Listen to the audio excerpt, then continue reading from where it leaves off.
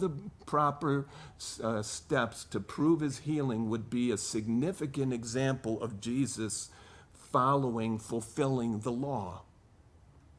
The testimony of a cleansed leper would also make a huge impact there in Jerusalem if he shows up where this man would have to travel to. It's believed that there had never been a cleansing of a leper like this in Israel. You don't read about it in the Old Testament, where the priest would have to go through this lengthy procedure that's outlined in Leviticus.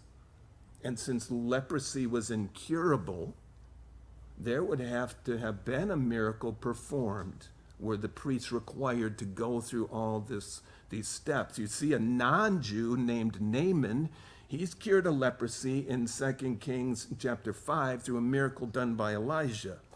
He's the only one pointed to by Jesus. But no Jewish person was ever healed of leprosy, ever had to go through that procedure. Naaman just went and dipped in the river and went home. But for a Jew, they had to go through this long process. So, it would be one thing to have a report come from Jerusalem, because the tradition held that the only one who can cure a leper is the Messiah.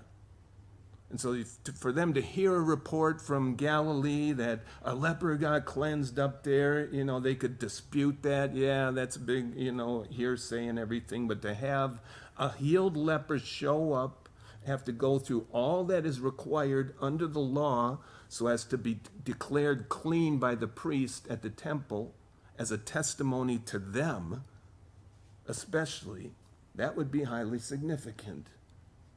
It's no coincidence that in each of the three synoptic gospels, Matthew, Mark, and Luke, it's after this that they each record scribes and Pharisees show up there in Galilee in the crowd around Jesus for the first time.